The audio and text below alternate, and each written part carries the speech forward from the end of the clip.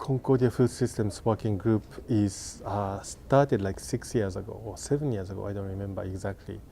You have to ask the Robin Rees or the Cameron Stiff about when it started. But I'm sure it was like 2008 or 9, and I was teaching my class and then kind of making students excited about the possibility of engaging in different things. And then there were a strong group of students who are really conscious about the food issues. And then, so with those students, I initiated the food systems working group. And then I was then a board member of the Sustainable Concordia.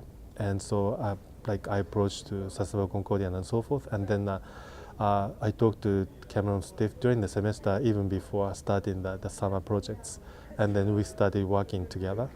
And so with the core students, I first offered my internship course, which I didn't mention, but sociology and anthropology course to do the internship, and then students can earn 3 credits. And I offered these courses to the students who engaged in the food systems working group project during the summer.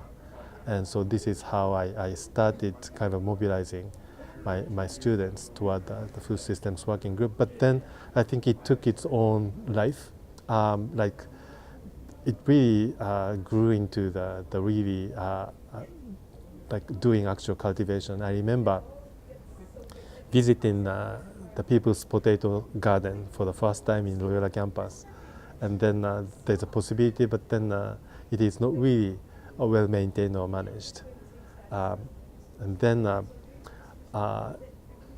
we talked to the university, and then the university gave us a small plot of land behind the solar house in the back of Loyola campus. And then the first the tea garden was built in that year.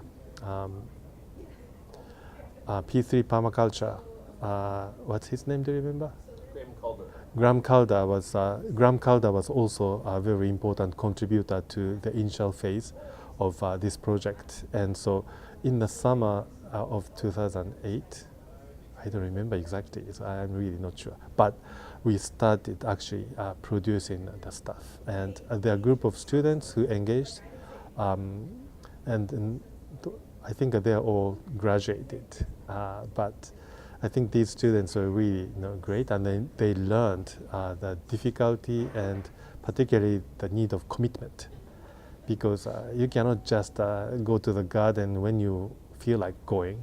No, the vegetable needs constant attention, and then you have to go there to water or take care of the plants and stuff. So these responsibilities, but then the joy of working with the soil, all this kind of made my students into potential farmers or urban gardeners, and it was really great. And then another group of students went to the greenhouse and started the tea project. So that's another interesting the spin. And then food systems working group continuing the second year, and I continued to offer internship courses. And then in the second year, they started building the plant for the Hive Cafe, and also making the Loyola campus a production space by designing the orchard or the fruit and nut-bearing trees planted different parts of Loyola campus, so that we can create a nice kind of a food production base in Loyola campus. And also one of the projects was to open some rooftop gardens in Loyola campus, even though despite the fact that we have a lot of surface space. And then it didn't really materialize, but they were talking about a chaplaincy, like the top of that to be another garden on the rooftop, but it didn't materialize. And then I think after the second year, it became like dormant.